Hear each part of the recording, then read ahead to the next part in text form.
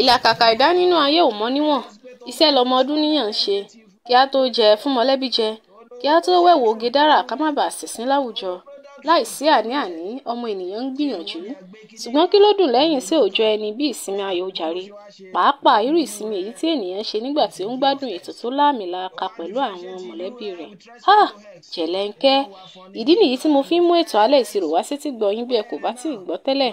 Ètò tí ó kó ẹ̀kọ́ kíkọ́ pẹ̀lú ìdárayá sínú ni. Ẹ ò máa pàdé ọ̀jọ̀gbọ́n Gàfárì ọmọ Olúkúmọ̀nù, ògbóǹtagì onímọ̀ ìṣirò àti àwọn akẹgbẹ́ wọn níbi tí wọ́n ti ń fi ìṣirò dára ní ìlànà àti àṣà Yorùbá. Àǹfààní wà fún yín láti pè wọlé ṣèbéèrè kí béèrè tó bá wù yín ní inú ìmọ̀ ìṣirò.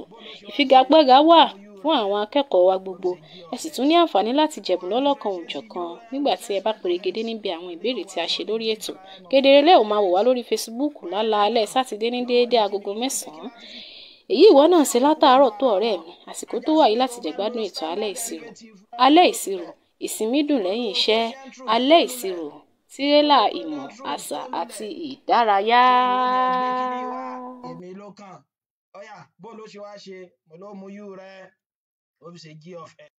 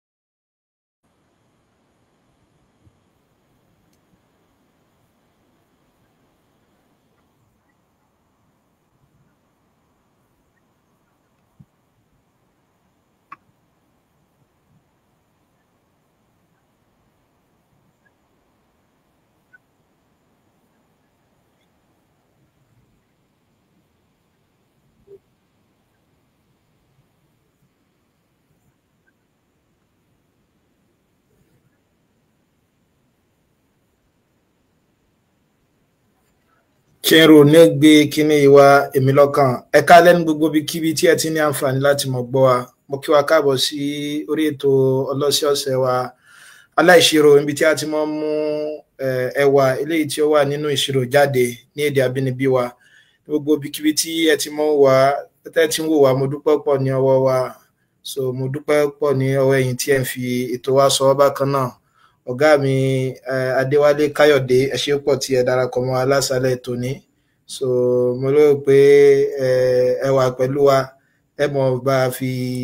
Ìjẹ̀bú náà bá ká lọ. So olóyè ọ̀jọ̀gbọ́n Adéwálé Káyọ̀dé, àwọn ni ọ̀jọ̀gbọ́n àgbà táwọn náà ṣàlàyé ìṣirò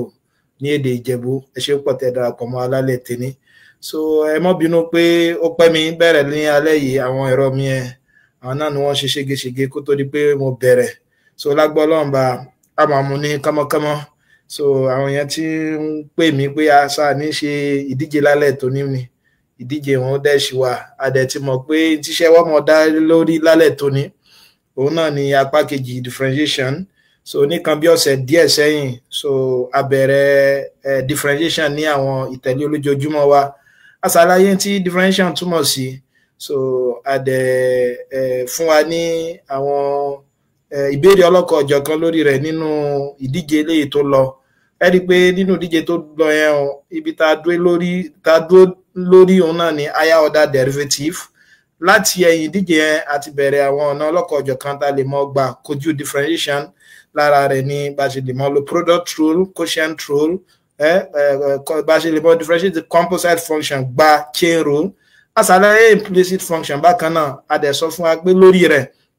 òun náà ni iṣẹ́ ó ti mọ jáde níbi ìdíje wa ní àṣálẹ́ tòní. Mo lérò pé gbogbo wa ti gbáradì.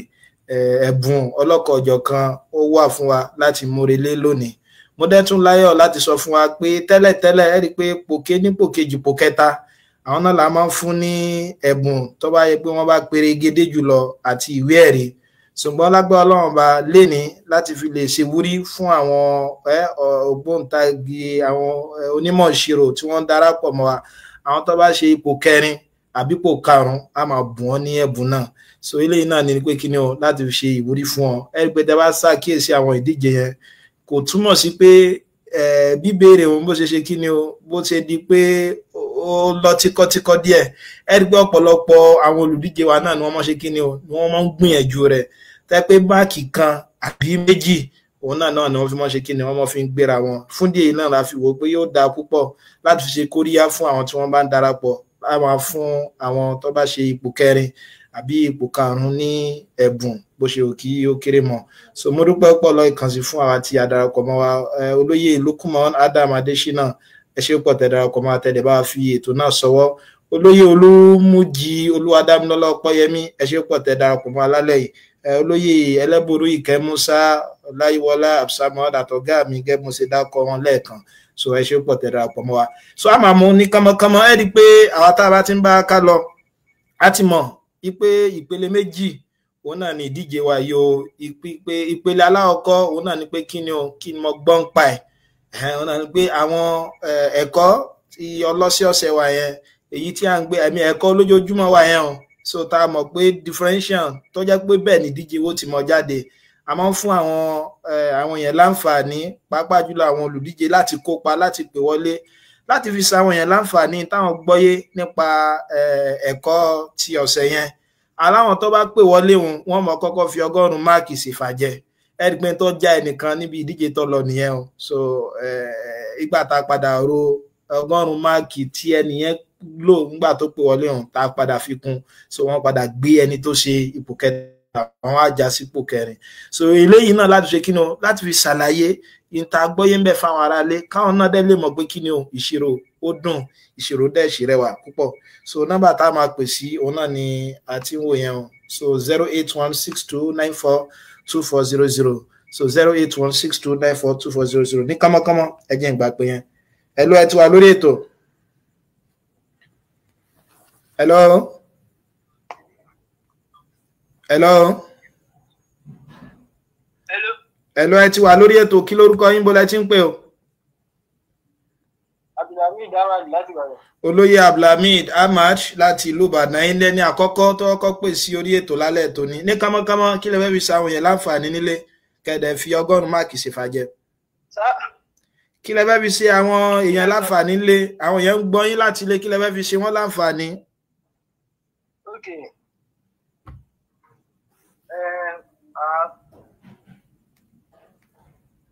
Ṣé wà pẹ̀lú wa olóyè?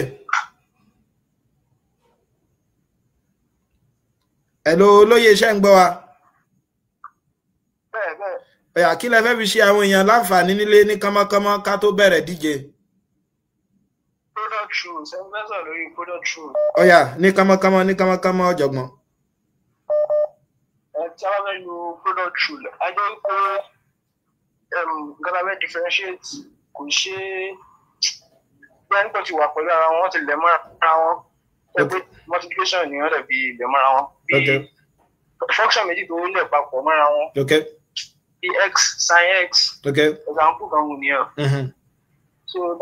dábẹ́ lo brush yẹn a máa lo formula a máa lo formula tó jẹ́ u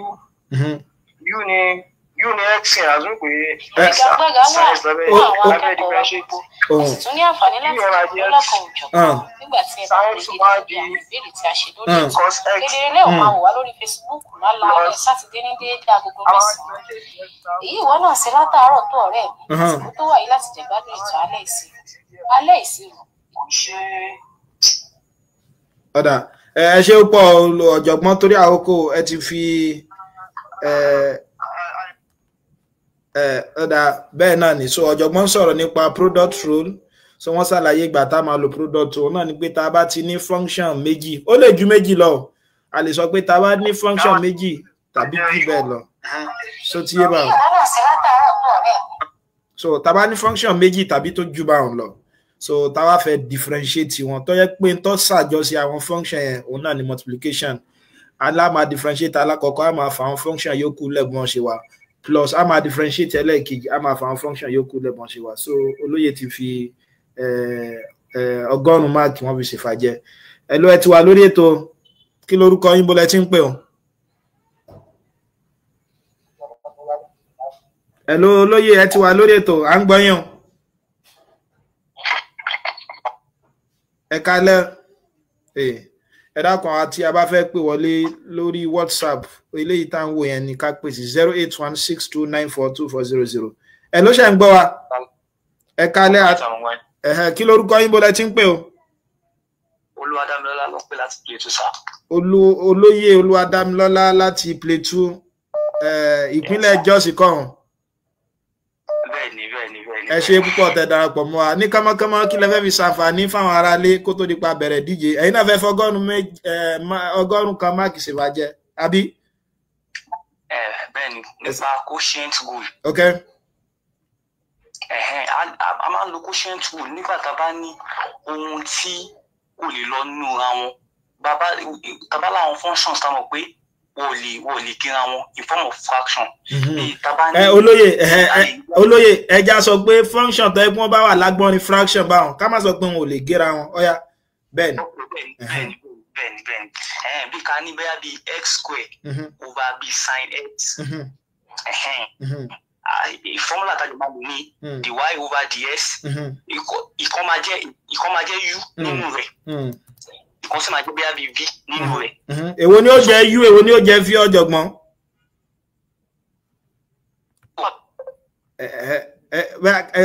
Èyí bá ká sọ pé èyí tó wà ní lókè tàbí ní numerator. Èyí tó jẹ́ numerator máa jẹ́ u tó wá jẹ́ denominator máa jẹ́ v. A wá lo v du over ds minus u dv over ds gbogbo rẹ̀ over v square. Ẹ ṣe púpọ̀ olóyè so òun náà ni bá a ṣe ń lo quotient rule náà nìyẹn òun náà ni pé tá a bá ní function alágbọ́nrin fraction táwa fẹ́ differentiate ẹ̀ ká mọ̀ dára láàmú a máa lòfin quotient wọ́n yọ quotient náà látara division a sọ fún wa bí sum ṣe jẹ́ addition tí difference jẹ́ subtraction tí product tó jẹ́ multiplication gẹ́gẹ́ bẹ́ẹ̀ náà ni quotient ṣe jẹ́ division. Òun náà ni pé a máa fi numerator ṣe u a fi denominator ṣe v a máa different tàbí tẹ́ bá fẹ́ dára yín láàmú ẹ lè mọ̀ sọ pé ká differentiate ti sàlẹ̀ ká fi tòkè lẹ̀ bó ká kọ tòkè ká differentiate ká kọ ti sàlẹ̀ ká differentiate tòkè minus ká kọ tòkè bó ṣe wọ̀ divided by v square. Ẹ ṣe pé ti fi ọgọ́rùn-ún máàkì ṣèwájẹ́ síwájú ìdíje mo lérò pé darapọ̀ mọ́ wa níbi ìdíje lálẹ́ yìí ọ̀jọ̀gbọ́n. Ẹ ṣeun púpọ̀ so ẹ ṣeun púpọ̀ tẹ́ darapọ̀ mọ́ 08162942400 ẹ rí pé àwọn ọ̀jọ̀gbọ́n kódà àwọn tá a rí lórí ètò ni a tún ti ń pàdé lónìí so ìpínlẹ̀ Plateau náà ni wọ́n ti pè wá ẹ ṣe púpọ̀ olóyè Olúmújì Olúwadámilọ́lá tẹ́ darapọ̀ mọ́ wa ọ̀gá mi àgbà olóyè Fásásí Saheed Akíjídé ẹ kú akitiyan yín lórí wa àti ẹ ṣeun púpọ̀ tẹ́ darapọ̀ mọ́ olóyè Fatai Mustapha olóyè Ọpọlá Usman olóyè Ọlá Oyèrọ̀kí ẹ ṣe púpọ̀ tẹ́ darapọ̀ mọ́ olóyè Ẹlẹ́bùrúkẹ́ ẹ ṣe púpọ̀ tẹ́ darapọ̀ mọ́ wa nọ́mbà tá a máa pè sí òun náà láti wò yẹn 08162942400 kí làá gbọ́yé nípa tá a ti kọ́ sẹ́yìn so ti níbi tí ó jẹ́ pé ètò wa yóò mọ ìdíje yóò mọ dá lé lórí lónìí so nǹkan mìíràn tí mo fẹ́ kọ́mọ sí òun náà ni pé kí ni o ìgbà ọlá máa mọ̀ àwọn kan ẹ jẹ́ n gbà pé yín náà wọlé hello ẹ ti wà lórí ètò hello ẹ ti wà lórí ètò kí lórúkọ yín bó lẹ ti ń pè o. Mustapha lórúkọ tèmi Mustapha Abdulfatah lórúkọ mi láti Ọ̀yọ́. Olóyè Mustapha látọ̀yọ́ ẹ ṣe pọ̀ tẹ́ darapọ̀ mọ́ wa ṣé Ọ̀yọ́ lẹ fẹ́ gbẹ́bùn wa lọ lálẹ́ tòní àbí Ìlọrin náà ní kọ́ lọ. Ọ̀yá ni ọ̀yá ní kánmọ́kánmọ́ olóyè àwọn yẹn ń gbọ́ yín lé kí lẹ́fẹ́ fi ṣe àwọn akẹgbẹ́ wa láǹfààní nílé. Nǹkan tí mo fẹ́ sọ̀rọ̀ yẹn ni composite function. Òun náà ni pé ṣàlàyé nípa pé tá a bá ní function méjì tí ó wọnú ara wọn tó jẹ́ pé ẹyọ kọ̀ọ̀kan wọn tẹ́ pé nísìnyí independent variable wa tó jẹ́ bí x so function méjèèjì yẹn ó wá ní x nínú so a ní láti yọ function méjèèjì yẹn sọ́tọ̀ a fi tó bá wà nínú a fi ṣe u a fi gbogbo ẹ̀ a wà ṣe v so that ó dàbí pé tẹ́ ṣàlàyé pé ìgbà pé nípa pọ̀nmọ́ tó wọ náà ata ti sáwọnú ẹ̀ láti yọ ata yẹn kúrò ó lè pa ṣe function yẹn gangan. Ẹ ṣeun ọ̀jọ̀gbọ́n ní kánmọ́kánmọ́ èwo láàmú múlú fún u ẹ fi sáwọn yẹn láǹfààní. bóyá bí a ní sin 2x. So nísìnyí our your 2x yẹn náà nísìnyí is a function of x. Gbogbo sin 2x yẹn náà nísìnyí function x náà ni. So nísìnyí táwa fẹ́ differentiate yẹn sí yẹn á ní láti yọ 2x yẹn jáde láti ṣe u. So our fi v wa ṣe sin 2x. So that a máa kọ́kọ́ differentiate u. Differentiation u máa fún wa ní 2. So a máa ṣe differentiation gbogbo ẹ̀ lápapọ̀. Ẹ ṣé púpọ̀ olóyè. So kí mọ́ gba àkókò yín, ẹ̀yin náà ti fi 100 máàkì ṣèfàjẹ́ síwájú ìdíje. A nígbàgbọ́ pé ẹ darapọ̀ mọ́ alálẹ̀ tòní. So òun náà ni pé kí ni o, tá bá ní function gẹ́gẹ́ bí wọ́n ṣe sọ, tó jẹ́ pé tó káwọnú ara wọn bí ìpẹ̀mọ́ tátá ti káwọnú ẹ̀. So ti yé bá wọn. So ẹ rí pé tó mú yàtọ̀ sí product náà ni pé tó bá yẹ pé product ní function méjì náà láàní, àwọn méjèèjì ó mọ wọsọ x tàbí independent variable wa. But tá bá ní function of function tàbí composite function independent variable kan náà láàní, àwọn tá máa lò fún u yẹn ni o, àwọn tó yẹ pé wọ́n ṣe kí ni o, àwọn tí wọ́n wọ aṣọ x yẹn pé mo tún ṣàlàyé fún àwọn tó yẹ pé tó bá jẹ́ pé tá bá yọ wọ́n kó iyọ̀ ni wọ́n nínú ọbẹ̀ pé tí bá ní x square plus 3 raised to power 7 ẹ rí pé tó jẹ́ iyọ̀ nínú function òun náà ní x square plus 3. So torí tí n bá jẹ́ pé 7 ni mo mú, ṣe pé 7 yóò dá dúró fúnra lára rẹ̀ ni, ẹ ti get ẹ̀ báwọn. Ṣùgbọ́n x square plus 3 tá bá ti yọ kó ńbẹ̀ 7 òkè yẹn ò lè dá dúró mọ́. Ẹ ti wà lórí ètò, kí lórúkọ yín, bó lẹ ti ń pè o? Olóyè Ọláyíwọlá Abdulsamad. Ó tó jẹ́ mẹ́ta ọ̀jọ̀gbọ́n lórí ètò, ẹ̀ ń bá wa jà ni. Ọ̀dà ní kánmọ́kánmọ́ kí lẹ fẹ́ fi ṣàǹfààní fáwọn ará dé lálẹ́. Nǹkan fẹ́ fi ní kí n sọ lórí ètò fún alẹ́ náà ni pé ẹ̀sùn ka implicit function. Kí lẹ pé? Nínú àwọn implicit function. Okay, implicit function. So ẹ sọ pé implicit ní ká bá ti ní x àti y papọ̀ nínú equation kan. So kí ẹ dá padà tọ́tọ̀ọ̀tọ̀. So ẹni pé wọ́n wà implicit báyìí fún ká ní pé ó ṣe yàtọ̀ tọ́tọ̀ wọ́n wà explicit. Fún alápèjúwe bí x square plus y square is equal to 25. Ẹ sọ fún wa pé implicit function ni. Ọ̀jọ̀gbọ́n ẹ ṣeun púpọ̀, ká lè fún àwọn ẹlòmíràn náà láǹfààní. Bẹ́ẹ̀ ni ẹgbà yín náà ti fi 100 máàkì ṣèfàjẹ́. Olóyè ń ṣàlàyé nípa implicit function, ẹ̀rípa ṣàlàyé ìyàtọ̀ tó wà láàrin implicit àti explicit. A ní explicit gẹ́gẹ́ bóun náà ṣe túmọ̀ sí, òun náà ní pé kí ni o, tó bá jẹ́ pé yóò mọ rọrùn fún wa láti mọ ya àwọn function méjèèjì wa nírọ̀rùn, àwọn variable méjèèjì wa tó bá jẹ́ pé yóò mọ rọrùn fún wa láti mọ ya wọ́n rọrùn, ìgbà yẹn la máa ní explicit. Ṣùgbọ́n tí ò bá nírọ̀rùn kò túmọ̀ sí pé kò lè rọrùn, tọ́ra àwọn ìgbésẹ̀ mi wà tá a lè lò tó mọ̀ mú gbà rọrùn. Ṣùgbọ́n tó bá jẹ́ pé kò nírọ̀rùn so tí ẹ bá wọn, so a máa lo implicit báyẹn. Ẹ ṣe púpọ̀ ọ̀jọ̀gbọ́n, máa gba ìbéèrè ìpè kan sí àbí méjì kó tó di pé a máa wọ gbàgede. Ẹ ṣe púpọ̀ olóyè Ògúndélé Yakub, wọ́n ní evening sir, Ọlọ́run aṣọ agbára dọ̀tun àmì ọ̀. So nọ́mbà tá máa pè sí òun náà láti wò yẹn 08162942400. So ẹnìkan béèrè pé bó ni a sì máa rí dy dx lẹ́yìn ìgbà tá a bá differentiate variable y tán nínú implicit function. Ẹ rí pa sọ fún wa pé wọ́n ṣe kíni o, wọ́n yọ ìyẹn náà látara kíni, látara chain rule. Ṣé ń pé ká pé mo ní x square plus y square is equal to 25 gẹ́gẹ́ bó ṣe sọ lẹ́ẹ̀kan, tí máa fẹ́ differentiate àwọn ẹgbẹ́ méjèèjì, a ti mọ̀ pé differentiation wa máa satisfy linearity property. Máa differentiate ẹgbẹ́ aláwọ̀kọ́, máa differentiate ẹgbẹ́ ẹlẹ́ẹ̀kejì náà. So ó mi pé dds x square fún táàmù aláwọ̀kọ́, then dds y square fún táàmù ẹlẹ́ẹ̀kejì. Ṣùgbọ́n a ti mọ̀ pé in tó máa mú ká mọ̀ differentiate x náà ni pé kí ni o, in tí ó mọ̀ wà ń sàlẹ̀ yẹn ni ds, torí pé òun náà ní sọ independent variable fún wa. Bẹ́ẹ̀ níbi tí y yẹn dds y square kèé ṣe y ló wà ń sàlẹ̀, ajá sí pé a gbọ́dọ̀ wá ọ̀nà àlùmọ̀ǹkọ́rọ́ yìí tá gbọ́dọ̀ sọ denominator yẹn náà dy. Ẹ pé àwa lè sọ pé kọ́mọ jẹ́ dds dy tó dy yóò mọ̀ fún wa ní 1. So dy yẹn yóò máa bá function ẹ lọ, dy ds tó kù á máa fi kún. So òun náà ni. So torí àkókò, so nílé láǹfààní láti gba ìpè mìíràn mọ́ báyìí. So a máa wọ gbàgede lẹ́sẹ̀kẹsẹ̀. So ọ̀yà ẹ jẹ́ ká bẹ̀rẹ̀. so òun náà ni kọ́kọ́rọ́ ilé ìta fi mọ wọ gbàgede òun náà ni a ti ń wò ní ojú ẹ̀rọ mi ẹ̀ a ti wà pẹ̀lú mi tọ́ ọ̀yà ní kánmọ́kánmọ́ so kọ́kọ́rọ́ àwọn tá a ṣe ń darapọ̀ so tá a dẹ̀ fẹ́ wọlé òun náà ni pé a lo kahoot.it so tá a bá lo kahoot.it kọ́kọ́rọ́ eléyìí tí màá máa pè fún wa táwọn rí lójú ẹ̀rọ mi nísìn òun náà la máa lò láti fi mọ wọlé ẹ ṣé púpọ̀ olóyè Yakubu Abiola wọn ní ẹ kú iṣẹ́ takuntakun àmì àtẹ̀yìn náà so olóyè HK Dash a nígbàgbọ́ pé ẹ̀yin náà ṣe kíni o pé ẹ̀yin náà darapọ̀ mọ́ wa ní alẹ́ tòní ọ̀yà fún ìdíje tálẹ́ yìí lórí differentiation apá kejì kọ́kọ́rọ́ tá a máa lò wọlé òun náà ní kíni o 6 ẹ̀sán 4 òdo 2 òdo 694 020 694 020 òun náà la máa ṣe kíni o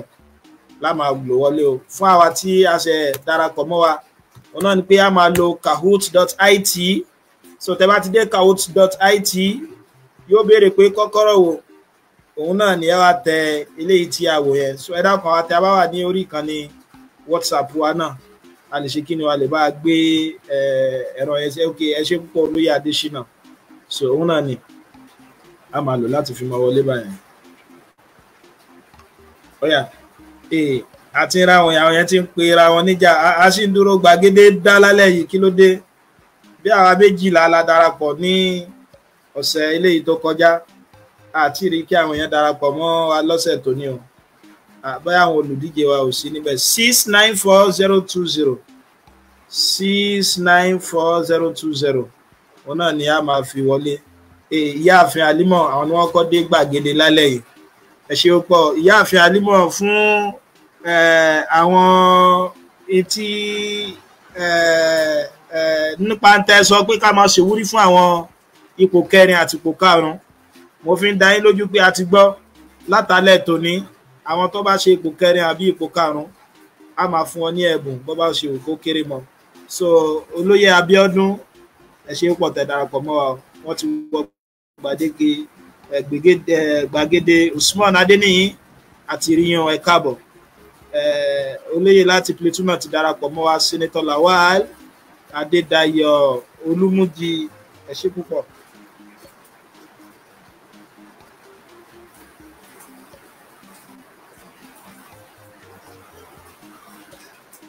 Hello olóyè. Good evening ẹ ti wà lórí ètò. Yà mo ti rí ẹ lo pin yẹn a ti fẹ́ wọ gbàgede. Ẹ ṣeun 694 020. Tàǹtún ni Python tó wá lálẹ́ yìí Python. Tó Abíọ́dún ní ìṣẹ́jú méjì sísìn a mọ̀ bẹ̀rẹ̀ lẹ́sẹ̀kẹsẹ̀. kahoot.it ẹja gbé sórí Google Chrome wa tàbí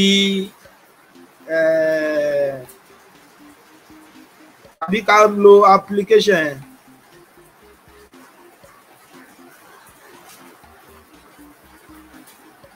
ọ̀yà àwọn 8 ni wọ́n ti wà pẹ̀lú wa o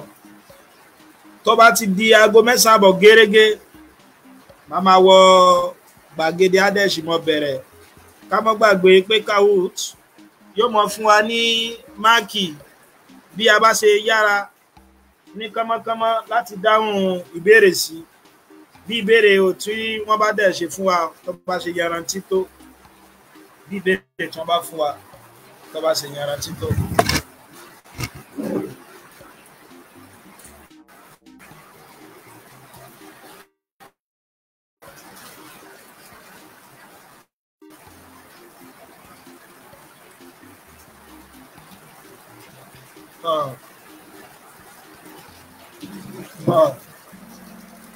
Oya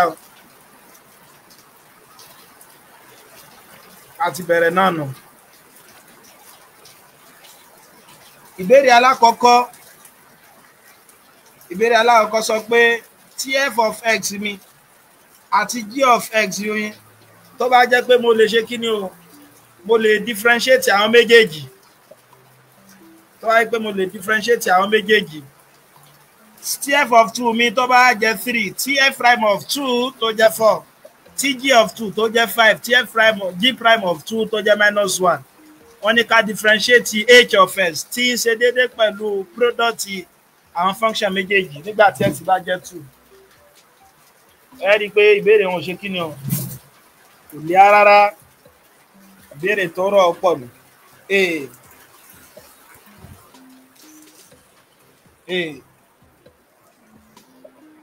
tọ́ èèyàn 13 ló ti dáhùn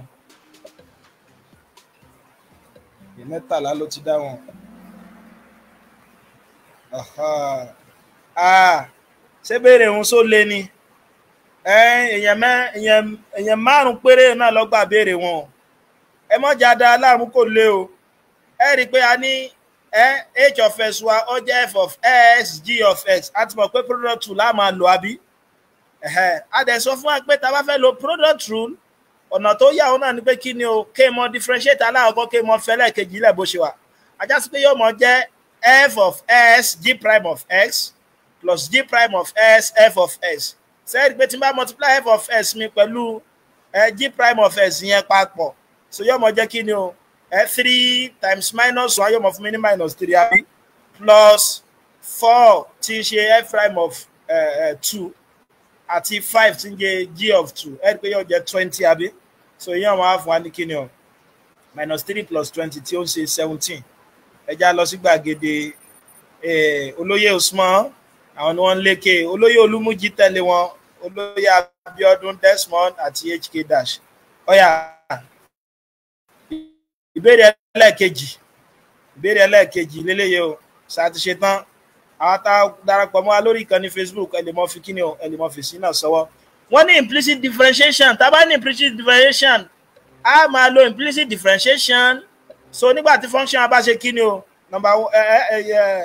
àkọ́kọ́ òun náà ni pé kíni o tó bá wà explicit tí wọ́n bá kọ́ explicitly lágbọ́ ni y is equal to f of s wọ́n ní tí function wa tó bá jẹ́ pé ó ní exponential term lásán tí function wa tó bá jẹ́ polynomial wọ́n ní tá a bá lè kọ́ function wa lágbọ́n ní s àti y tí y wà rọrùn láti yà nírọ̀rùn èwo ní bẹ́ẹ̀ rí pa sọ ní ìṣẹ́jú díẹ̀ sẹ́yìn ṣe so gbomi mu ni ẹ rí pé béèrè yẹn kò lé lálẹ́ yìí àwọn tá a bá ṣe kí ni àwọn tá a bá gbáradì fún dáadáa ẹ rí pé ó ṣe kí ni o rọ̀ ẹ rí pé bẹ́ẹ̀ ni o àwọn 11 ni wọ́n gbà ẹ rí pé àwọn àgbọ̀jẹ̀ àwọn náà ni wọ́n wá síbi ìdíje lálẹ́ yìí wọ́n ti dira àwọn tó pọ̀ ni wọ́n á ganu sí ìbéèrè wọn lálẹ́ yìí tó ti yọ̀yà ẹja wo gbàgede wa wọ́n bá já olóyè Olúmújí wálẹ̀ díẹ̀ o olóyè Usman wọ́n dẹ̀ ṣe lékè lẹ́yìn wọn olóyè Abíọ́dún HK Dash Olúmújí Python bẹ̀tẹ̀ bá ṣàkíyèsí ẹ̀ rí pé máàkì kéréje òun náà ni wọ́n fi ń gbéra wọn o ọ̀yà ìbéèrè tó sún kàn ìbéèrè ẹlẹ́ẹ̀kẹta àbí ṣẹ̀ṣẹ̀ ń lé ni wọ́n ní kí ni derivative e raised by 5 sin x e raised by 5 sin x sin e raised by 5x e raised by 5 cos x minus 5 e raised by 5 cos x e raised by 5 sin x plus cos x ẹ pa àwọn béèrè tí mo mú wá kò ilé o kódà a lè ṣe láì jẹ́ pa ṣe kí ni o pa mú gègé wa a lè ṣe láì jẹ́ pa mú gègé wa ọ̀rẹ́ mi Rájí Adéyínká wà sí ẹ̀ṣẹ́ pọ̀ tẹ́ darapọ̀ mọ́ wa lálẹ́ tòní Musbaudeen Báyọ̀ ẹ̀ṣẹ́ pọ̀ tẹ́ darapọ̀ mọ́ wa olóyè Ahmed Tijani Azeez Sulaiman Ibrahim Ọláwálé Ògúndélé Yakubu Lukman Abdulsamad gbogbo wa ni mo kí pátápátá ẹ̀ṣẹ́ tẹ́ darapọ̀ mọ́ wa tẹ̀dẹ̀ bá fi ìbéèrè náà sọ́wọ́ ṣé béèrè yìí nira ni tí n bá ti ń rí aago mi tó wà ní orí 10 ìkan mìíràn ló ń sọ fún mi o 4 5 6 7 2 1 ìbéèrè òun bá lọ mo mọ̀ pé ìbéèrè òun ó lè fẹ́ ta àwọn olùkópa wa láyà wọn ò rí béèrè léyìí wọn ò rí ganu sí pé béèrè tí màá mú wá kìí ṣe pé béèrè tẹ́lẹ̀ tí ó dà yín láàmú tàbí ẹ̀ mọ̀ mú gègé yín ìbéèrè tó yẹ pé kí ni ó gba kẹ́ ronú sí dáadáa ni tó ti yé báwọn pé e raised by 5 ní ìsìn constant ni o wọ́n sọ pé a máa dá constant mọ̀ níbi ẹ̀kọ́ tó kọjá tó bá jẹ́ pé a bá ní independent variable ń bẹ rárá. So tó yẹ pé e raised by 5x la ní sin x báyìí òun ni mo lè lo product bẹ̀fẹ́lẹ́ yìí ń sìn in lè lo product mo lè ṣe directly ó dàbí kí n sọ kí ní 2 sin x náà ṣe ń pé derivative 2 sin x kí ni ó mọ̀ jẹ́ 2 cos x eléyìí náà sìn tí mo lọ ní kí ni o e raised by 5 sin x ajá sí pé èsì rẹ̀ náà mọ̀ jẹ́ kí ni o e raised by 5 cos x torí e raised by 5 yẹn constant ni kò ní x nínú ó yẹ já lọ gbàgede ẹjá wa àwọn tí wọ́n gba hk dash wọ́n bá já àwọn yòókù sílẹ̀ olóyè Usman wọ́n láwọn gbà ṣùgbọ́n ẹ mọ́ dúró olóyè hk dash wọ́n ti fẹ́ fà yín ní ṣòkòtò prominent ẹ ṣe ó pọ̀ olóyè Mustapha kí ló ṣẹlẹ̀ lálẹ́ yìí ọ̀yà olóyè Abíọ́dún ẹ rí i pé gbogbo wa náà ni wọ́n gbìyànjú kò sẹ́ni tí yóò gbìyànjú gbogbo wa a ní eré náà là ń fi ọmọ ayò ṣe láti fi mọ gbé ẹ̀kọ́ ìṣirò lárugẹ àti èdè abínibí wa náà ni ọ̀yà ìbéèrè ẹlẹ́ẹ̀kẹrin wọ́n ní function yìí táwọn wòye o s raised by 3 e raised by s wọ́n ní òfin wo la máa lò láti fi lè ṣe kíni o láti fi differentiation ganu sí wọ́n ní ṣe quotient ni ṣe implicit differentiation ni ṣe chain rule ni ṣe product dẹ̀ ṣe ni àwọn mọ́kànlá àwọn náà ni wọ́n dá ok méjìlá ẹ ṣe púpọ̀ Salaudeen Rafiat ìyáàfin Salaudeen Rafiat ẹ ṣe púpọ̀ tẹ̀ darapọ̀ mọ́ wa so gbomi mu ni quotient implicit chain rule product so àwọn èèyàn wọ́n gbà mí yànjú pé ká máa fi ìbéèrè wọn sí báyà bí ìṣẹ́jú àyà 30 ṣùgbọ́n àti wò pé tẹ́lẹ̀tẹ́lẹ̀ pé Kahoot gangan fúnra rẹ̀ yóò mọ jẹ̀yàn yà téèyàn bá yètè mésì èèyàn àjásí pé tí ó bá yètè mésì èèyàn tẹ́lẹ̀ tẹ́nìkan bá yètè mésì síwájú ń tọ̀hún kí èsì àwọn méjèèjì kọjọ dọ́gba bákan náà Kahoot ó fún ẹni tó ṣe kíni ẹni tó ṣe yẹn ní máàkì tó gara ju ti aláwọ̀kọ́ lọ bẹ́ẹ̀ ni àwọn mọ́kànlá ni wọ́n gbà bẹ́ẹ̀ ni product rule máa lọ tó bá ti jẹ́ pé a bá ní function méjì tàbí jù bẹ́ẹ̀ lọ tó wá jẹ́ pé n ti ń ṣàjọṣe àwọn function yẹn o product ni o aláma lo òfin product ìgbà táwọn máa lo quotient náà ni pé tá a bá ní function alágbọ́n ni fraction ẹ ṣe púpọ̀ tí ẹ ń bá wa kà lọ́yà ẹja gbàgede lálẹ́ yìí olóyè Usman wọn ò gbà hk dash wọ́n sáfẹ́ lọ sí àárín náà ni prominent Mustapha Abiodun ọ̀yà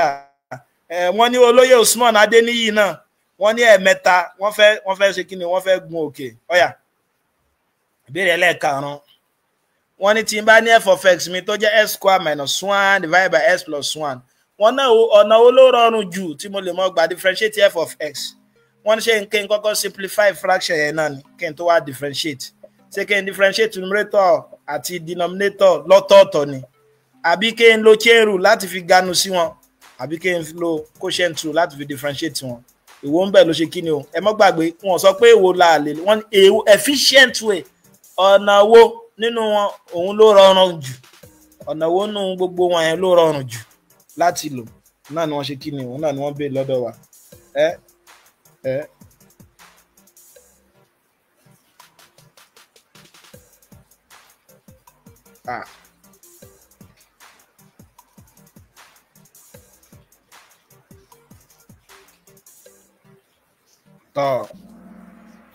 bẹ́ẹ̀ ni àwọn mẹ́rin náà ni wọ́n gbà mo ti mọ̀ pé béèrè yóò ṣe kí ni ó dà bẹ́ẹ̀ ni a lè lo quotient rule àbí bẹ́ẹ̀ ni a ti sọ fún wa pé tí function bá wà lágbọ́n ni fraction quotient rule la máa lò ṣùgbọ́n ẹ mọ́ gbàgbé pé ó ní ìṣirò níyàn so nínú in tí ẹ gbọ́dọ̀ mọ̀ ṣe nínú ìṣirò òun náà ni pé a gbọ́dọ̀ mọ̀ wo in tá a lè mọ̀ ṣe láti tètè mọ̀ kojú ìbéèrè wa ọ̀nà tí ó rọrùn jù òun náà ni pé kí n kọ́kọ́ lo difference of 2 square láti fi yẹ numerator yẹn wá sílẹ̀ náà ṣe n pé s square minus 1 mo lè tún kọ gẹ́gẹ́ bí kí ni o s plus 1 s minus 1 s plus 1 tòkè yóò mọ cancel s plus 1 tó wà ń sàlẹ̀ ajá sí pé ìbùkátà láti dara mi láàmú nígbà tí mo ti ní s minus 1 ẹ̀rí pọ̀ rọrùn ju pé n ṣe pé mo ń lo product rule lọ so òun náà ni pé màá kọ́ simplify fraction yẹn náà kẹ́ tó di pé màá differentiate yẹn mẹ́rin náà ló gbà so ẹ dákun ẹ jẹ́ ká máa gbọ́ béèrè wọn dáadáa olóyè Mustapha wọ́n gba sí àrìmọ́ lọ wọ́n ọ̀jọ̀gbọ́n HK Dash wálẹ̀ díẹ̀ olóyè prominent ẹ̀rí pa gàún gbóná tẹ́ bá ń wo tí wọ́n fi jura wọn lọ díẹ̀ ní olóyè small láwọn gbà ọ́ ṣùgbọ́n ẹ mọ́ ti yàyọ̀ pọ̀rọ́jú o ó sì tún kù ìbéèrè 10 tá a fi tẹ̀síwájú ọ̀yà ìbéèrè tó kàn ìbéèrè ẹlẹ́ẹ̀kẹfà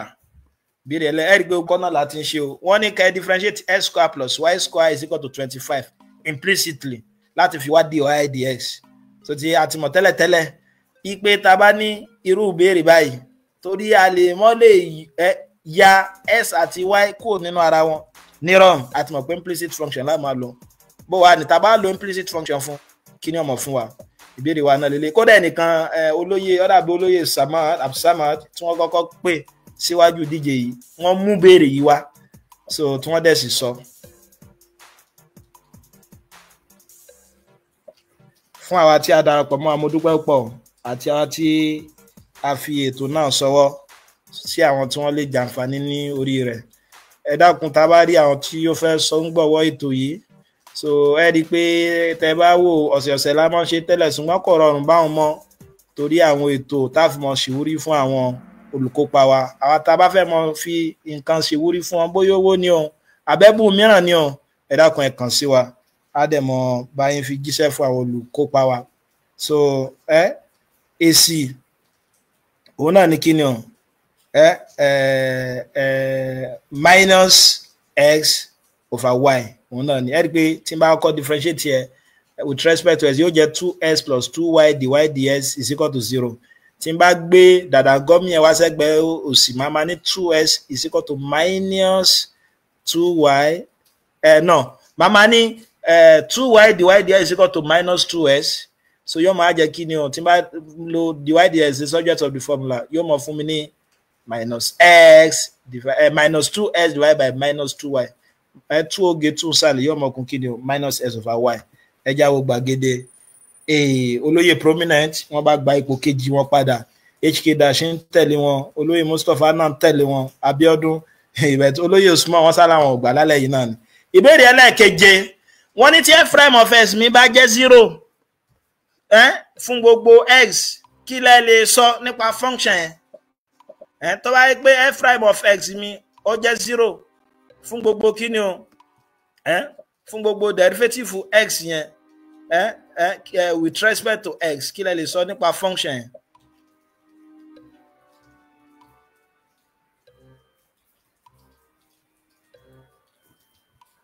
òun lọ́rọ̀ jù ìbéèrè yìí mo rí pọ́ ẹ rí pé gbogbo ìbéèrè bùkátà láti lo gègé láti fi sọ èsì sí so ó rọ̀ dáadáa bẹ́ẹ̀ ni constant ni o a tún mọ̀ pé constant ẹ̀ mọ́ dáa ńlá ń jáde derivative constant 0 ní ọmọ jẹ́ kódà kẹ́ ní 1 billion tó bá sá ti jẹ́ constant mo ní tá a fi máa mọ constant ní pé tó wáyé pé kò sí independent variable lẹ́gbẹ̀ẹ́ rẹ̀ bí a ní sọ wọ́n ní ká differentiate with respect to x tá a wá wo function yẹn tá a gbọ́n wò fínífíní tí ó wá sí x ń bẹ rárá constant ní derivative rẹ̀ ọmọ jẹ́ 0 ẹja lọ gbàgede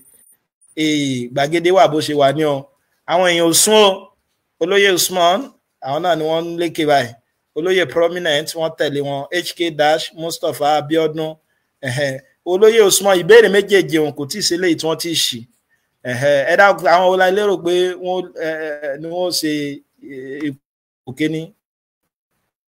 fún alẹ́ tòní ọ̀yà béèrè wọ́n ní ẹ mú eléyìí tó yàtọ̀ sáwọn yòókù nínú àwọn function wọ̀nyí sy plus y squared sin x is equal to 5 y is equal to sin x squared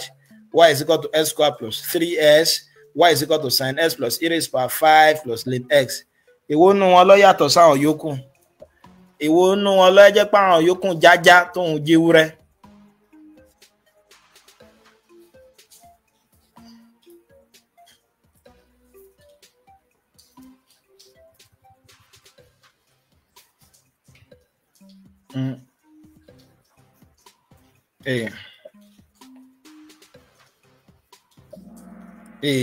bẹ́ẹ̀ ni ẹ rí i pé àwọn mọ́kànlá ni wọ́n gbà òun náà ní sy plus y square sin x equal to 5 tẹ́ bá ṣàkíyèsí àwọn yòókù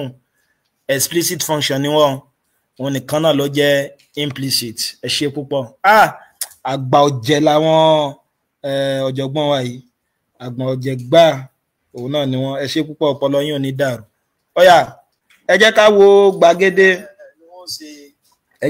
gbàgede Ọ̀yà olóyè Usman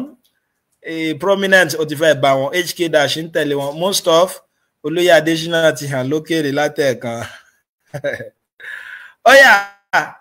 ìbéèrè ẹlẹ́ẹ̀kẹsàn-án wọ́n ní kí ni derivative 5 ln 5 ó mọ jẹ́ with respect to x àtúnṣọ tó jọmọ́ máa mọ̀ sọ lẹ́ẹ̀kan.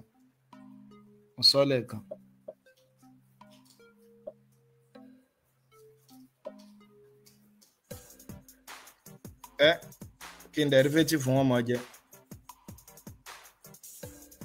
5 ln 5 with respect to x. 5 ln 5 with respect to x. Kí ni ọmọ jẹ́ ìsìn?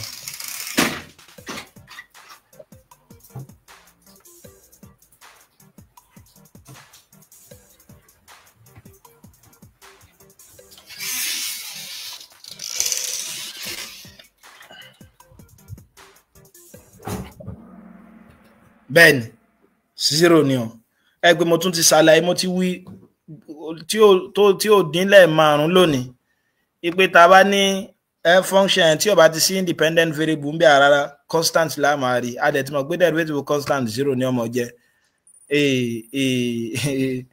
olóyè Usman ọgbà ṣùgbọ́n prominent ó ti fẹ́ bá HK Dash wọ́n tẹ̀lé wọn most of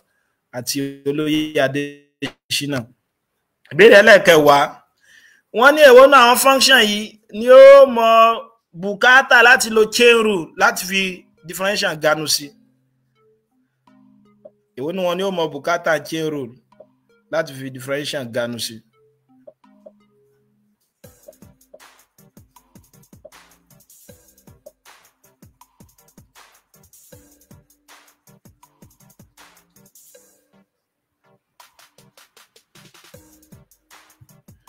Ẹ̀pà ti ṣàlàyé ìgbà tá máa lo chain rule àti ṣàlàyé ìgbà tá máa lo composite function bákan náà.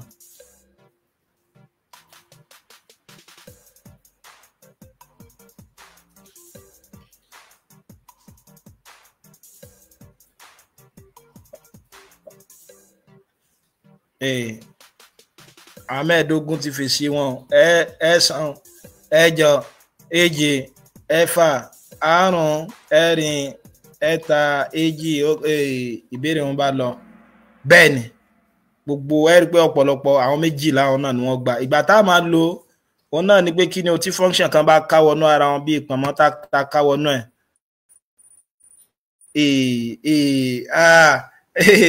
Ẹ̀rí pé olóyè prominent in tó kù tí wọ́n kò ju kí ni o kò ju bí 60 mark lọ tí wọ́n fi bá olóyè Usman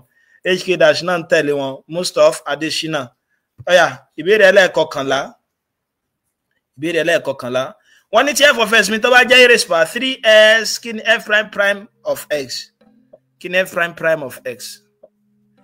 3x e raised power 3s minus 1 27 e raised power 3x 0 e raised power 3x èwo náà àwọn wọ̀nyẹn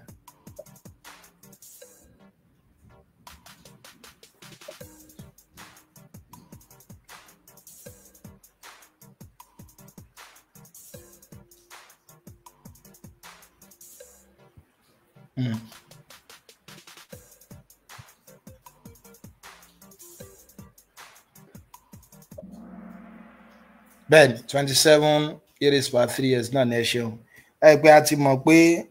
function e raised power x yẹn àgbákò ni o ṣùgbọ́n nítòótọ́ tẹ́ bá ń fi derivative dáná ya e raised power x yẹn ọmọ wa ṣùgbọ́n tó bá wá lágbọ́nrin composite function so tí ẹ mọ̀ differentiate tòkè ẹ rí pé tí bá ń differentiate tòkè yẹn 3 ni ọmọ fún mi iye tẹ́ bá ń differentiate in tó fún ilé sí tẹ́ bá differentiate tòkè yẹn yóò máa raise to power iye ìgbà tẹ́ bá differentiate yẹn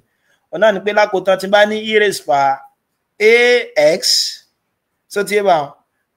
fn of x mi yóò mọ dọ́gba pẹ̀lú kí ni o e raised power n e raised power ax so 27 e raised power 3s náà ni èsì mi ó jẹ gbàgede yìí kò sún ọ àwọn yẹn ń gbìyànjú náà ṣùgbọ́n wọn ò tí ṣe kí ni wọn ò tí bára wọn. olóyè Mustapha wọn tún ti já olóyè Adésínà wọn ti já wọn bọ́lẹ̀ o. ìbéèrè ẹlẹ́ẹ̀kejìlá bẹ́ẹ̀ ni àbí bẹ́ẹ̀ kọ́ ni ìbéèrè yìí o. ìbéèrè wọn sọ pé tí product true bá sọ pé derivative f of s g of s ó ní product true sọ pé derivative f of s g of s yóò mọ dọ́gba pé n differentiate alákọ̀ọ́kọ́ kí n differentiate ẹlẹ́ẹ̀kejì bẹ́ẹ̀ ni àbí bẹ́ẹ̀ kọ́.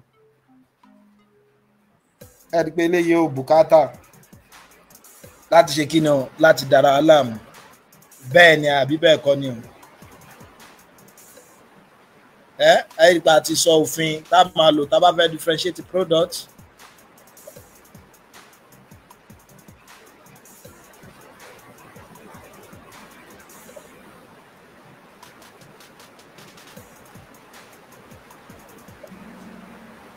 bẹ́ẹ̀ kọ́ tó láti mọ̀ pé derivative product òun náà ni pé kí n differentiate alákọ̀ọ́kọ́ kí n fi ẹlẹ́ẹ̀kejì lẹ̀ bó ṣe wà plus kí n differentiate ẹlẹ́ẹ̀kejì kí n fi alákọ̀ọ́kọ́ lẹ̀ bó ṣe wà. so ajá sí pé n ta níbí báyìí bẹ́ẹ̀ kọ́ ọ̀yà ẹja lọ gbàgede prominent bá wá lókè o prominent ti gba sí àrìmọ́ olóyè Usman lọ́wọ́ lẹ́yìn wọn ní HK Dash wá tẹ̀lé wọn àwa ní olóyè Mustapha àti olóyè Adésínà àti mọ̀bí tí ìdíje yìí tí ó fara ṣe lálẹ́ yìí ọ̀yà a sì tún ní bí ìbéèrè mẹ́ta tó tún ṣẹ́kù. ìbéèrè ẹlẹ́ẹ̀kẹtàlá wọ́n ní function e raised by sin s yóò mọ ní derivative tá a lè mọ rí lágbọ́nrin kí ni o x squared sin s àti cos x e raised by s tan x. èmi gan tí mò ń kàn ka ìbéèrè jáde àyà tèmi gan náà ń já pé ta ni ó wá gbà àwọn ọ̀jọ̀gbọ́n bí wọ́n ṣe ń lọ sí àrìngbà mọ́ra wọn lọ́wọ́ ni. àyà prominent àti olóyè Usman yóò mọ mí tòlótòlótòló báyìí.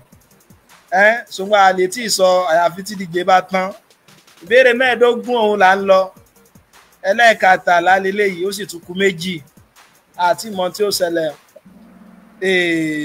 bẹ́ẹ̀ ni o lágbọ́n ni sin s àti cos s ni ó wà. ṣe pé tí n bá differentiate e raised by sin s n tí ó mọ fún mi náà ní kí ni o cos x e raised by sin x ajá sí pọ̀ alágbọ́n ni sin s àti cos x so tí yé bá wọn a lè sọ pé tan x bó ló ṣe jẹ́ tan x so x lè sọ pé e raised by x so tí yé bá wọn torí tí ó mọ jẹ́ derivative rẹ̀ kí ṣe e raised by x lọ́wọ́ àmọ́ lágbọ́n ni sin àti cos òun náà ni. ìbéèrè ẹlẹ́ẹ̀kẹ́ ẹ̀yà gbàgede olóyè prominent tí wọ́n ti la olóyè Usman báyìí ṣùgbọ́n àti ìmọ̀ tí ó ṣẹlẹ̀ HK Dash ń tàn wọ́n lẹ́yìn olóyè Mustapha àwọn náà tàn wọ́n lẹ́yìn olóyè Adésínà àwọn náà ń tẹ̀lé wọn. ìbéèrè ẹlẹ́ẹ̀kẹrìnlá wọ́n ní kí ni derivative cos kx square plus 1 kí ni ó máa jẹ́ minus 2ks cos ks minus 2ks sin ks square plus 1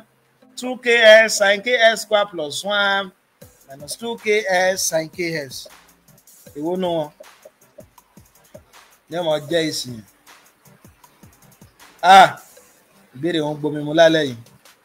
ẹ kú iṣẹ́ yín ọ̀jọ̀gbọ́n wa o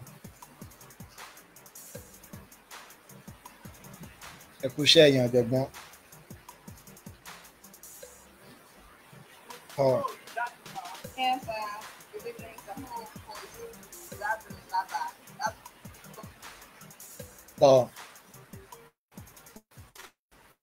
tó gbomi mu ní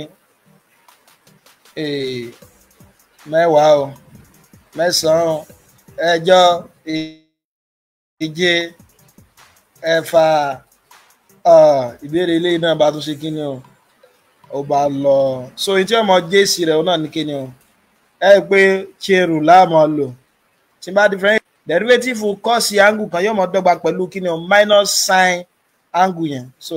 ìtí ó jẹ́ nìyẹn àwọn méje náà ni wọ́n gbà. olóyè Adésínà wọ́n bá gba sí àrìmọ́ olóyè prominent lọ́wọ́ so ìbéèrè eléyìí tó parí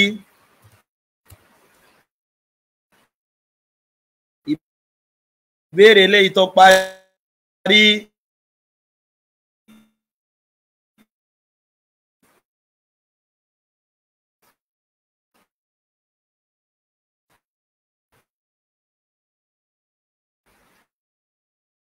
tá a fi mọ̀ ẹni tó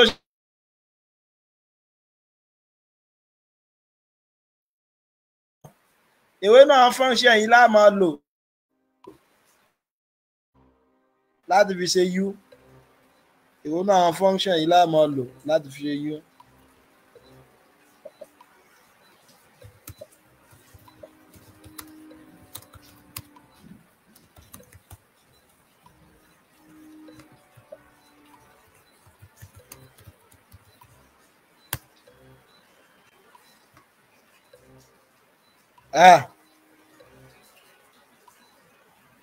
Ẹ̀yin ọ̀jọ̀gbọ́n ẹ kú iṣẹ́ takuntakun òjò gan ń rọ̀ sójú ń rọ̀ lágbègbè tìyín náà èwo nínú wọn ni ó máa jẹ́ èsì x square plus 7 raised by 3 x square plus 7 square root of x square plus 7 kò jẹ́ kankan nù wọn.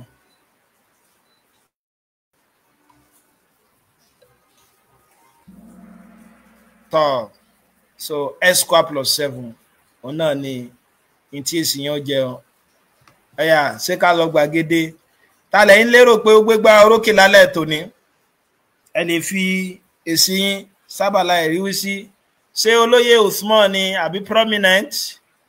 àbí HK dash abólóyè Mustapha abólóyè Adésínà ọ̀yà gbàgede rèé ó tọ́ lọ́sẹ̀ tòní olóyè prominent àwọn ni wọ́n ṣe ipò kẹta HK dash àwọn ni wọ́n ṣe ipò kejì olóyè Usman àwọn ni wọ́n gbé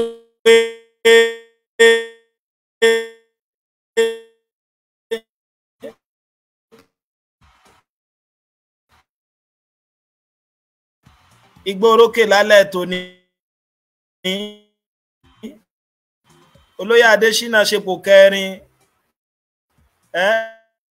Mustapha wọ́n ṣe kíni o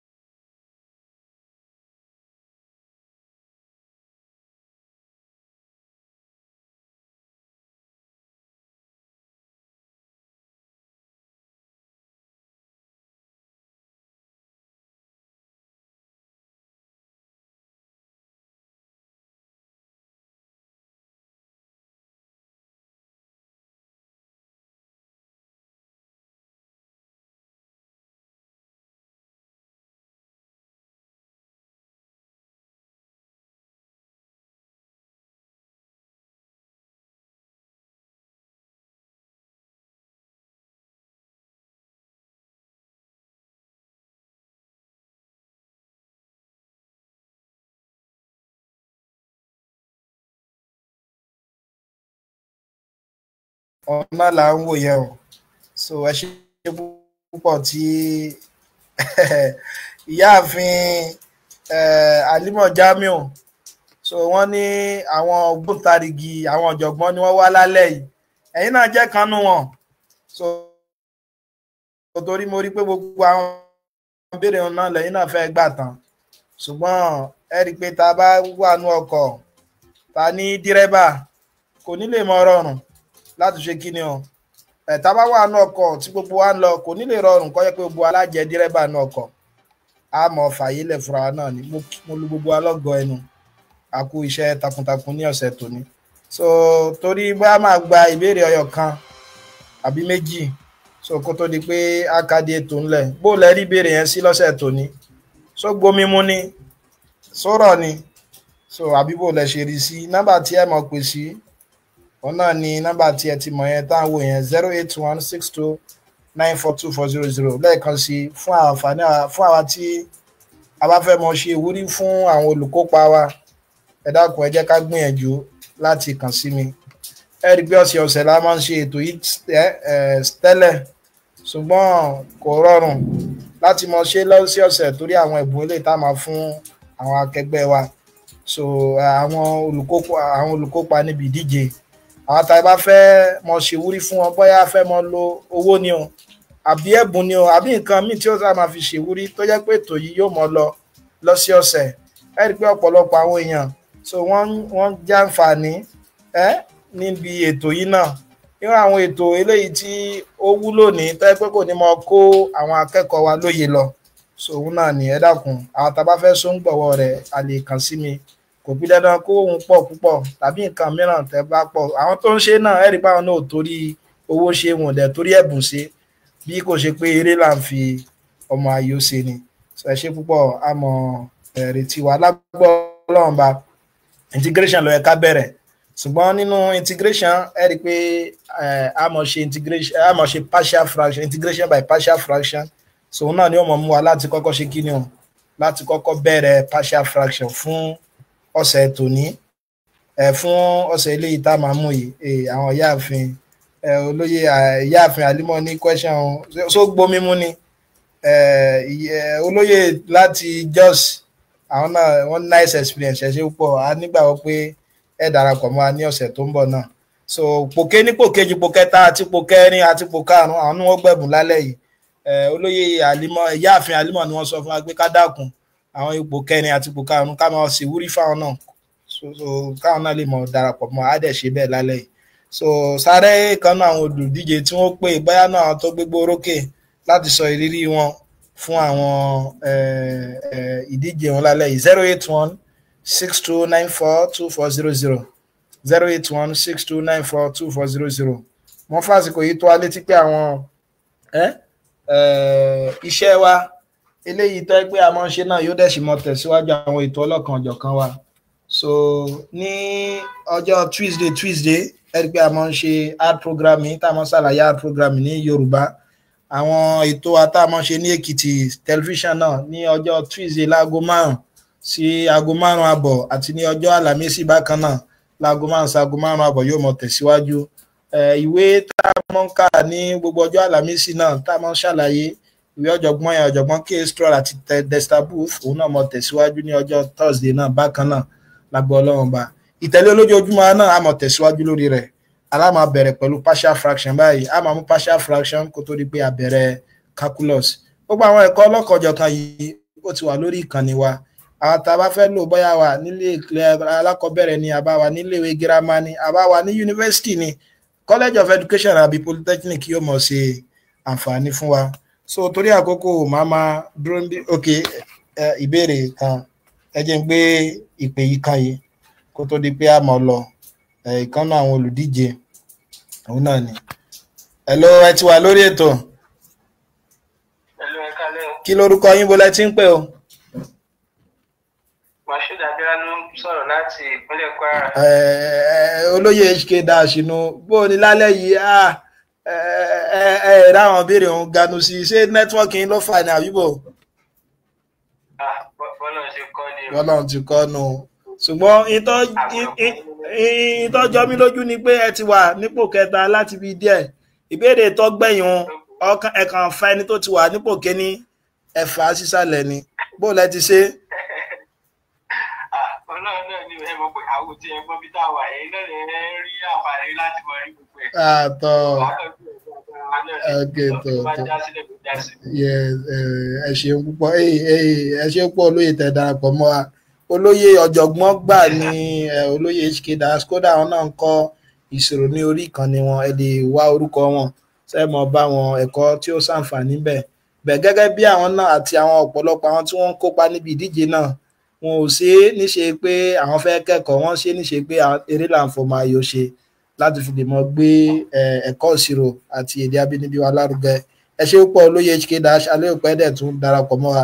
ní ọ̀sẹ̀ tí ń bọ̀ lágbára Ọlọ́run bá so ẹ ṣeun púpọ̀ olóyè Desmond wọ́n ní end up as with 2 questions to go so wọ́n ní tọ́ọ̀dù làwọn ṣe lọ́dọ̀ yín àwọn orí olóyè Ahmed ní lálẹ́ yìí wọ́n ní nẹ́tíwọ́ọ̀kì àwọn ló ṣe lockdown lágara ẹ má bínú gẹ́gẹ́ bí mo ṣe sọ gbogbo alágbìyànjú gbogbo alágbìyànjú lẹ́ẹ̀kan sí àmọ́ bẹ̀rẹ̀ ẹ̀kọ́ mìíràn ní ọ̀sẹ̀ tó ní lágbọ́ Ọlọ́run bá pẹ̀lú partial fraction kó tó di bá bẹ̀rẹ̀ integration. Àwa tí a bá fẹ́ mọ sóńgbọ̀wọ́ ètò yìí so a fẹ́ kó jẹ́ pé ọ̀sẹ̀ kan àní ṣe ẹ pé ìta ti ṣe wọ́n fẹ́ tó sùn kan ká tó ṣe ìtálẹ̀ tòní torí pé a rí àwọn owó ilé ìta fi mọ̀ sí wúrí ẹ kóríyá fún àwọn ọ̀jọ̀gbọ́n wa ni so ẹ dákun àwa tí a bá fẹ́ ṣèrànwọ́ láti fi mọ̀ ṣe kóríyá fún wọn ẹ dákun ẹ kàn sí mi bóyá owó àbí àwọn nǹkan mìíràn tá a fẹ́ fi ṣe wúrí fún wọn náà ni á dẹ̀ mọ́ bá yín fi jíṣẹ́ fún wọn so ìmọ̀ dúró níbi báyìí lálẹ́ tòní ní dẹ̀ mọ́ pàdé wa lọ́sẹ̀ tó ń bọ̀ fáwọn ata darapọ̀ mọ́ ata dẹ̀fẹ̀tò náà sọ̀rọ̀ ẹ̀ṣẹ̀ púpọ̀ olóyè Lukman Adam Ọláwọ̀ Yọ̀rọ̀kí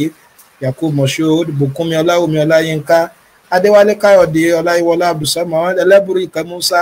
Olúmújì Ọ̀pọ̀lá Afatai ọ̀gá mi Masari Sẹ́yìn Akíjídé àtàwọn gbogbo àwọn tó ẹ pé wọ́n fètò náà sọ tí wọ́n nífẹ̀ẹ́ sétò yìí tó ẹ pé láǹfààní láti rí báyìí mo dúpẹ́ ní ọwọ́ yín o gẹ́gẹ́ bí dátà bó ṣe wọ́n tó ẹ sì tún wó mú owó yín láti fi wo ètò yìí ojú tẹ́ fi wo ètò náà kò ní fọ́ ibi tẹ́ ti mówó náà Ọlọ́run dẹ̀ ní jẹ́ kí bẹ́ẹ̀ di títí máa fi mọ́ pàdé wa ní ọ̀sẹ̀ tó ń bọ̀ èmi náà ni ọmọ yín olólùfẹ́ yín Gàfárì Lókùmọ̀ so ó dàárọ̀.